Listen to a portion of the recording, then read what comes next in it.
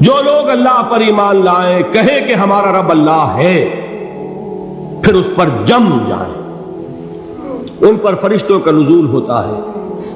نہ کوئی غم کرو نہ خوف، خوشیاں مناؤ جنت کی جس کا تم سے وعدہ کیا گیا تھا۔ اللہ کی ربوبیت پر اطمینان جب انسان کو ہو جاتا، میرا رب اللہ ہے، ربی اللہ، انسان کے لیے نہ کوئی کھٹکا، نہ کوئی خطرہ، نہ کوئی خوف، نہ کوئی حزن۔ جو کچھ ہو رہا ہے کس کے اذن سے ہو رہا ہے؟ اللہ کے اذن سے۔ اللہ کے اذن کے بغیر پتا تک نہیں ہلتا۔ یہ کوئی اندھا بہرا مادہ نہیں ہے جس سے مجھے کوئی خوف ہو۔ اندھا بھینسا چلا آ رہا ہو، اس سے تو ڈرنے کا ہر انسان کو ڈرنا چاہیے، نہ معلوم کس کو ٹکر مار دے۔ لیکن نہیں، اس کائنات کو چلانے والا ایک سمیع و بصیر خدا ہے۔ وہ جو میرا دوست ہے، میرا ولی ہے، اللہ ولی الذین آمنوا یخرجہم من الظلمات الی النور۔ اللہ اہل ایمان کا ولی ہے، ساتھی ہے، پشت پناہ ہے، مددگار ہے، حمایتی ہے۔ بتائیے جسے یقین ہو جائے کہ اللہ میرا مددگار، اللہ میرا محافظ، اللہ میرا پشت پناہ، اللہ میرا حمایتی، اس کے لیے کوئی خوف ہوگا؟ اس سے کوئی ڈر ہوگا؟ میں مثال دیا کرتا ہوں ایک بہت سادہ، پنجاب کے دیہات کی۔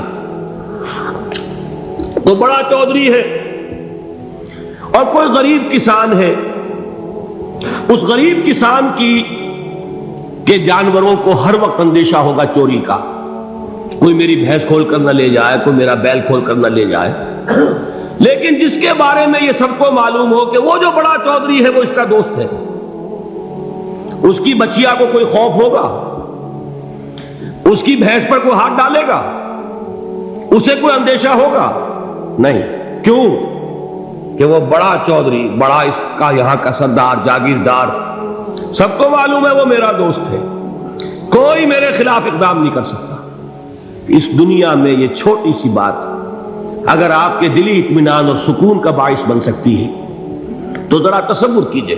میں لفظ تصور استعمال کروں گا صرف اس لیے کہ اس کا ہم جس کو کہتے ہیں ادراک اور شعور کر نہیں سکتے، اگر کے ساتھ کر سکتے۔ اگر یقین ہو کہ اللہ میرا مددگار اور یقین ہو کہ اللہ ہر آن میرے ساتھ ہے، پھر کوئی خوف؟ کس کا خوف؟ کوئی شے اللہ سے بالاتر ہے؟ کوئی قوت اس سے زیادہ طاقتور ہے؟ کوئی اس کے ارادے کو بدلنے والا ہے؟ کوئی اس کی مشیت کے آڑے آنے والا ہے؟ یہی بات ہے جو حضور نے فرمائی۔ یہ ایمان کا حاصل ہے لب لباب، کہ دیکھو اچھی طرح اس بات کو ذہن نشین کر لو، اگر تمام انسان مل کر تمہیں کوئی نقصان پہنچانا چاہے نہیں پہنچا سکتے، مگر جو کچھ اللہ نے لکھ دیا ہو، اور تمام انسان مل کر تمہیں کوئی نفع پہنچانا چاہے نہیں پہنچا سکتے، مگر وہ شے جو اللہ نے طے کر دی۔ آپ پھر میں کہوں گا ذرا طاری کیجئے، اسے فرض کیجئے، اسے سوچئے۔ اگر اس حدیث پر ہمارا دل ٹھکا ہوا ہو تو کسی سے ڈر ہوگا؟ یہ مجھے نقصان نہ پہنچا دے، یہ میری رپورٹ خراب نہ کر دے، یہ میری انکریمنٹ نہ رکوا دے، یہ میرا یہ نہ بگاڑ دے، یہ میرے یہ نقصان نہ پہنچا دے۔ اس کا ڈر، اس کا ڈر، اس کا خوف، اس کی خوشامد، اس کے لیے جا کر طرح طرح سے اپنی عزت نفس کو ذلیل کروانا اس کے سامنے، یہ سب کچھ کیوں کرتا ہے انسان؟ جب سمجھتا ہے کہ اس کے ہاتھ میں میرا کوئی نفع ہے، اس کے ہاتھ میں میرے لیے کوئی ضرر ہے، یہ مجھے کوئی غضب پہنچا سکتا ہے، یہ مجھے کوئی نقصان پہنچا سکتا ہے، یہ میرا کوئی کام بنا سکتا ہے، یہ میری کوئی ضرورت پوری کر سکتا ہے، اسی کا نام شرک ہے۔ جہاں آپ نے یہ سمجھا کہ غیر اللہ کے اندر کوئی طاقت موجود ہے، وہی شرک ہے۔ بتوں سے تجھ کو امیدیں، خدا سے نو امیدی، مجھے بتا تو صحیح اور کافری کیا ہے؟ شرک تو یہ ہے۔ جس پر بھی تمہیں یہ خیال ہے، کلمہ ہے یہ کلمہ سوم، لا حول ولا قوت الا باللہ، ذرا اس پر دل کو کبھی اگر آپ تصور کریں، پھر فرض کریں، دل ٹھک جائے، اس پر کوئی طاقت نہیں۔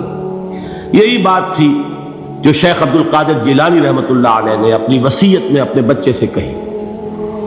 11ویں دینے والے ہیں، لیکن حضرت شیخ عبد القادر جیلانی کی وصیت اور تعلیمات کو کتنے لوگ ہیں جانتے ہو؟ یہ جن مقامات تک پہنچے ہیں وہ کس چیز کی بدولت پہنچے؟ انہوں نے جو پیغام دیا وہ کیا تھا؟ اے میرے بچے، جس طریقے سے قرآن مجید میں حضرت لقمان کی نصیحتیں جو ہے نقل کر دی گئی ہیں، میں یہ عرض کروں گا بالفرض اگر قرآن حضرت عبد القادر جیلانی کے بعد نازل ہوا ہوتا تو شیخ عبد القادر کی یہ نصیحتیں بھی قرآن میں درج ہوتی. اتنی اونچی نصیحتیں ہیں. اے میرے بچے، اس حقیقت کو ذہن نشین کر لے، لا فاعل فی الحقیقت ولا مؤثر الا اللہ. اس کائنات میں نہ کوئی فاعل حقیقی ہے نہ مؤثر حقیقی ہے سوائے اللہ. کسی شے میں کوئی تاثیر نہیں اگر اللہ نہ چاہے. آگ جلا نہیں سکتی اگر اللہ نہ چاہے. پانی ڈبو نہیں سکتا اگر اللہ نہ چاہے. زہر ہلاک نہیں کر سکتا اگر اللہ نہ چاہے. کوئی چیز فائدہ نہیں پہنچا سکتی اگر اللہ نہ چاہے. تو در در پہ کیوں سر جھکاتے ہو؟ در در پر کیوں جبیں سائی کرتے ہو؟ سب کے سامنے کیوں ہاتھ پھیلاتے ہو؟ ایک اللہ سے مانگو. ایک اللہ کے سامنے زمین پر اپنی جبین رکھو. لا فاعل فی الحقیقت ولا مؤثر الا اللہ. نظر آتا ہے ہمیں کہ پانی پیاس بجھا دیتا ہے. پیاس بجھانے کی صلاحیت پانی میں نہیں ہے، اللہ کے اذن سے. کھانا بھوک مٹا دیتا ہے. بھوک مٹانے کی صلاحیت کھانے میں نہیں ہے، اذن رب میں. دیکھیے یہی یقین تھا. حضرت موسیٰ علیہ السلام کا واقعہ یاد کیجئے. سامنے سمندر آ گیا ہے. قوم دیکھتی ہے پیچھے کہ گرد و غبار کا طوفان. معلوم ہوا کہ فرعون اپنے لشکر سمیت آ گیا. لشکر جب چلتا تھا تیز رفتاری کے ساتھ تو گرد و غبار کا جو طوفان اٹھتا تھا اس کا تصور کیجیے. اور لمحہ بلمحہ وہ قریب آ رہا ہے. پوری قوم نے کیا کہا؟ اے موسیٰ انا لمدرکون. اے موسیٰ ہم کو پکڑے گئے. قرآن مجید نے تو یہاں وہ باتیں نہیں لکھی ہیں، لیکن تورات میں یہ درج ہے کہ بنی اسرائیل جھگڑنے لگے، دست و گریبان ہو گئے موسیٰ کے ساتھ. موسیٰ ہمیں یہاں مروایا لا کر، اس سے تو ہم ہی بہتر تھے. وہاں کھانے کو ملتا تھا، زندگی تو تھی، بیگار ہم کر رہے تھے، موت تو نہیں تھی. اب جو کچھ ہوگا اس کا تصور کرو، جس طریقے سے ہمارے ٹکڑے اڑائے جائیں گے. تو لڑ رہے ہیں حضرت موسیٰ علیہ السلام سے. یہ تورات کی تفصیل ہے. قرآن میں صرف اتنا آیا ہے، پریشان ہو کر انہوں نے کہا انا لمدرکون. موسیٰ ہم کو پکڑے گئے. اس وقت موسیٰ کا جواب کیا ہے؟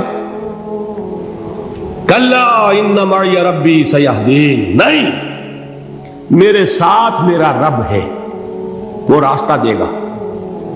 بتائیے کہاں راستہ نظر آ رہا ہے؟ یہ ہے ایمان بالغیب. راستہ نظر نہ آئے تب اللہ پر یقین ایمان ہے. جیب میں پیسے ہوں اور تب دل کو اطمینان ہے تو ایمان کس پر ہوا؟ پیسے پر، اللہ پر نہیں. جب وسائل و ذرائع نہ ہو اور پھر یقین ہو کہ اللہ مسبب الاسباب ہے، وہ اسباب کا پابند نہیں ہے، وہ اسباب کا محتاج نہیں ہے، اسباب اس کے محتاج ہے. اگر یہ یقین ہے تو اللہ پر ایمان ہے. یہ نہیں ہے تو تمہارا ایمان اسباب پر ہے، وسائل پر ہے، ذرائع پر ہے، مادیات پر ہے، اللہ پر نہیں. اس وقت کہاں راستہ تھا؟ کوئی راستہ تھا؟ سمندر ہے اور ادھر سے لشکر آ گیا ہے. کلا ان معی ربی سیہدین. اب دیکھیے ایمان کہہ دینا آسان ہے، ہوا معکم اینما کنتم. جہاں کہیں بھی تم ہوتے ہو اللہ تمہارے ساتھ ہوتا ہے. لیکن اس کا یقین قائم ہو جائے تو زمین و آسمان کا فرق واقع ہو جائے. یہی بات ہوئی حضور کے ساتھ. غار ہے، چھپے ہوئے ہیں محمد رسول اللہ اور آپ کے وہ یار غار ابو بکر صدیق رضی اللہ تعالی عنہ. اقبال نے حضرت ابو بکر کی شان میں چند اشعار پڑھے صرف، لیکن واقعہ یہ ہے کہ بھاری بھاری نظموں پر اور قصیدوں پر بھاری ہے. طویل ترین نظمیں اور قصیدے ہوں ان پر بھاری ہے. ہمتیں ابو بکر کی ہمت جو ہے کشت ملت را چو ابر، جیسے بارش سے کھیتی اپجتی ہے، ابو بکر کی ہمت اور عزیمت اس امت کو اسی طرح سینچنے والی ہے۔ ثانیے اسلام و غار و بدر و قبر، وہ دوسرے تھے اسلام میں، دوسرے پہلے کون تھے؟ انا اول المومنین، حضور فرماتے ہیں سب سے پہلا ایمان لانے والا میں، دوسرے ابو بکر۔ ویسے ہمارے ہاں یہ چلتا ہے اختلاف، حضرت علی پہلے ہیں کہ حضرت ابو بکر پہلے ہیں، لیکن اس میں بڑی خوبصورت تطبیق قائم کی ہے علماء نے، اور بہت صحیح ہے۔ چار کے بارے میں فیصلہ ہی مت کرو کہ کون پہلے، ان کی ایک عجیب تقسیم کر دی ہے۔ آزاد مردوں میں، بالغ مردوں میں سب سے پہلے ابو بکر، بچوں میں سب سے پہلے علی، خواتین میں سب سے پہلے خدیجہ، اور غلاموں میں سب سے پہلے زید بن حارثہ۔ بڑی پیاری تقسیم ہے، یہ چاروں ہی پہلے ہیں، ہر ایک کے لیے اولیت ہے۔ اور واقعہ یہ ہے کہ اگر زمانی اعتبار سے تعین ہوگا تو پہلے خدیجۃ الکبریٰ آئیں گی رضی اللہ تعالی عنہ، کسی اور سے بات کرنے کی نوبت بعد میں آ سکتی ہے، پہلے تو اہلیہ محترمہ سے بات ہوئی، آتے ہی پہلی وحی ہوئی ہے، ابھی تبلیغ کا حکم نہیں تھا۔ کس کو بتایا واقعہ؟ ابھی اپنی نبوت کی تبلیغ کا تو حکم ہی نہیں آیا، واقعہ کس کا ہے؟ وہ خدیجہ کا ہے۔ جب کہا ہے کہ خشیت علی نفسی، مجھے اپنی جان کا اندیشہ ہے، تو کیا جواب دیا خدیجہ نے رضی اللہ تعالی عنہا؟ وہ صدیقۃ الکبریٰ ہے، صدیقات جو ہے خواتین ان میں چوٹی پر خدیجۃ الکبریٰ ہے رضی اللہ تعالی عنہا، اور صدیق جو مرد ہیں ان میں صدیق اکبر ہے ابو بکر صدیق رضی اللہ تعالی عنہ، لیکن صدیقات میں چوٹی پر۔ جب حضور نے فرمایا خشیت علی نفسی، کیا فرمایا، کیا عرض کیا، کیسے تسلی دی؟ نہیں نہیں، اللہ آپ کو ضائع نہیں کرے گا، آپ غریبوں کے ہمدرد ہیں، آپ مساکین کے تکالیف رفع کرنے والے ہیں، آپ بیواؤں کی سرپرستی کرتے ہیں، آپ مسافروں کی خدمت کرتے ہیں، اللہ آپ کو ضائع نہیں کرے گا۔ یہ یقین ہے اس خاتون کے اندر۔ خیر وہ ایک علیحدہ بات ہو جائے گی۔ میرے دل پر حضرت خدیجہ رضی اللہ تعالی عنہ کی شخصیت کا بڑا گہرا نقش ہے، جو وہ کوئی اور ہی وقت اور موقع ہوا تو بیان ہوگا۔ بہرحال اقبال نے ایک مصرے میں جو چار اولیتیں جمع کر دی ہیں، ہمت او کشت امت را چو ابر، ثانی اسلام و غار و بدر و قبر۔ اسلام میں حضور کے بعد پہلے کون؟ ابو بکر۔ غار میں حضور کے ساتھ کون؟ ابو بکر۔ بدر کی رات اللہ کا رسول سر بسجود، وہ جھاڑ، وہ گھاس پھوس کی جو جھوپڑی بنائی گئی تھی، اور وہاں تلوار ننگی لے کر پہرا دینے والا کون؟ ابو بکر۔ اور اس حجرہ عائشہ میں محمد کے بعد سب سے پہلے دفن ہونے والا کون؟ ابو بکر رضی اللہ تعالی عنہ صلی اللہ علیہ وسلم۔ وہ جو معاملہ میں سنا رہا تھا غار ثور کا، حضرت ابو بکر بھی حضور کے خیال سے لرز گئے ہیں۔ آپ کو یاد ہوگا کہ جا کر پہلے تمام جتنے سوراخ تھے انہیں بند کیا ہے، ایک سوراخ رہ گیا تھا جس کو بند کرنے کے لیے کوئی کپڑا نہیں تھا، وہاں اپنی ایڑی رکھی ہے، تب کہا ہے حضور سے تشریف لائیے، اور اپنے زانو پر حضور کو لٹایا ہے، اور وہاں کسی موذی جانور نے کاٹا ہے، حضور کی آنکھ لگ گئی تھی، اس وقت اس بل کے اندر جو بھی بچھو ہے کیا ہے واللہ عالم، اس نے کاٹا ہے، اس کی تکلیف کی وجہ سے ابو بکر کی آنکھوں سے آنسو ٹپک گئے، حضور کے چہرے مبارک پر پڑے ہیں، تو حضور جاگے ہیں، معاملہ کیا ہے؟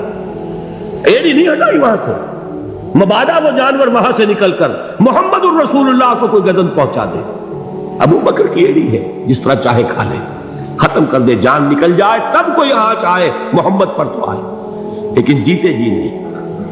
وہ ہے ابو بکر حضور کے خیال سے۔ اس وقت حضور نے پھر اپنا لعاب دہن لگایا ہے، اور اس سے پھر آپ کی تکلیف ختم ہوئی۔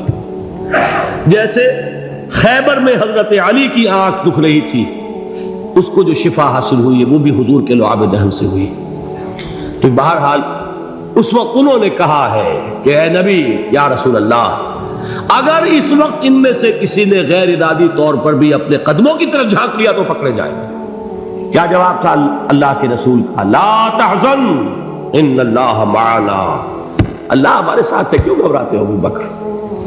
یہ ہے ایمان باللہ، میرا مالک اللہ، میرا رازق اللہ، میرا محافظ اللہ، میرا مددگار اللہ، میرا پشت پناہ اللہ، میرا دوست اللہ۔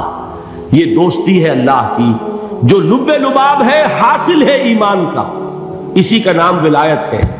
اولیاء اللہ کے سروں پر سینگ نہیں ہوتے، جس کے دل میں ایمان راسخ ہو چکا ہو وہی اللہ کا ولی ہے، جسے اللہ پر یقین ہو چکا ہے وہی اللہ کا ولی ہے، جسے یقین ہے اللہ میرے ساتھ ہے، میرا مددگار، میرا پشت پناہ، میرا ساتھی، میرا دوست، میرا محبوب، میرا محب۔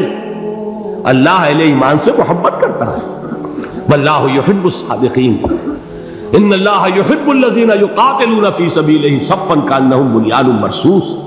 اللہ محبت کرنے والا، اہل ایمان محبوب، اور اہل ایمان محبت کرنے والے اللہ محبوب۔ والذین آمنوا اشد حبا للہ۔ آپ تصور کیجئے جسے یہ رشتہ ایمان یا رشتہ ولایت حاصل ہو جائے، الا ان اولیاء اللہ لا خوف علیہم ولا هم یحزنون، آگاہ ہو جاؤ، اللہ کے دوستوں کے لیے نہ کوئی خوف ہے نہ کوئی حزن ہے۔